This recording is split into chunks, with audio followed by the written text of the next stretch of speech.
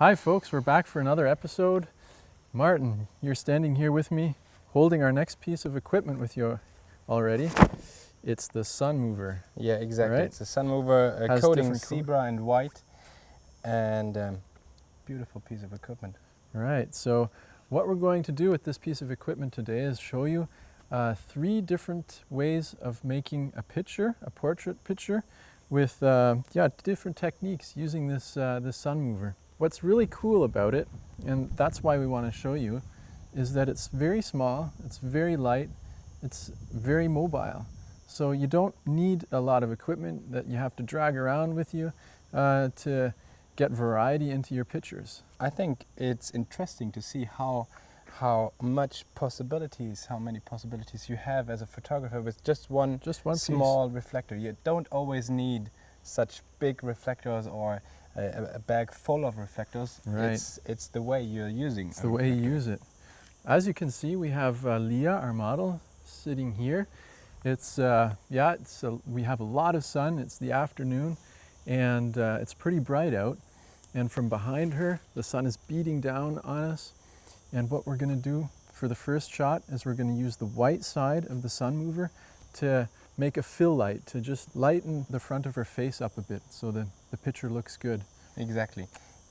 When filling the shadows up, we are reducing the contrast in the picture. As you can see with our model Leah, there are some really, really nasty places, not because of her, but because of the sun.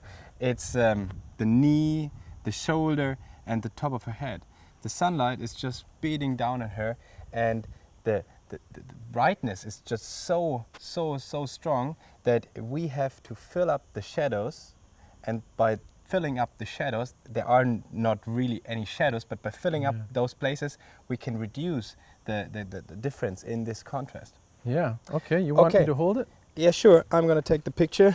Okay. I'm just using Aperture Priority with an aperture of 2.0, ISO speed of 100. And let's see what the camera will do out of that. Okay.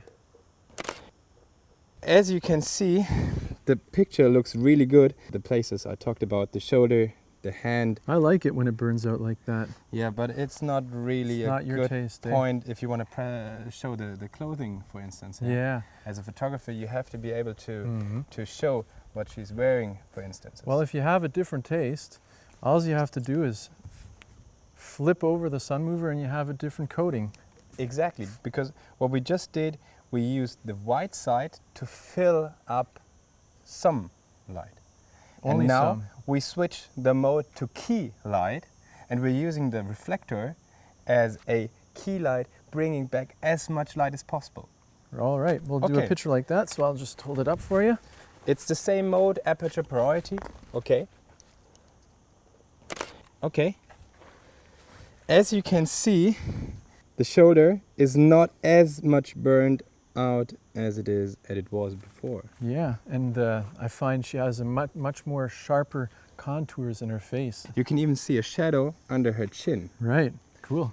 Okay, so that was the key light, but still that's the second option, there are still some places on her shoulder or on the arm, on the hand, burned out. Yeah, so we have the third possibility, and that's not bouncing light, it's making shadows with the SunMover.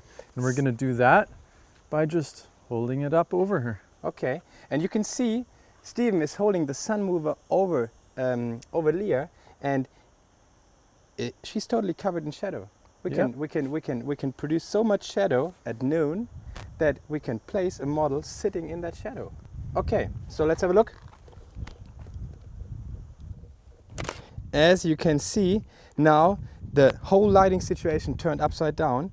The background is very much lighter. Yeah, right. It's lighter, and we have no more places on her burned out.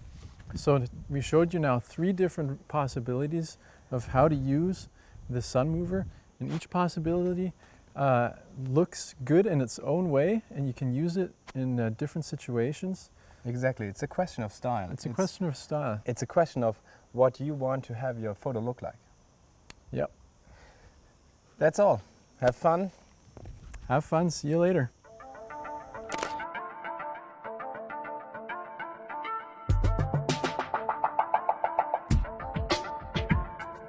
you.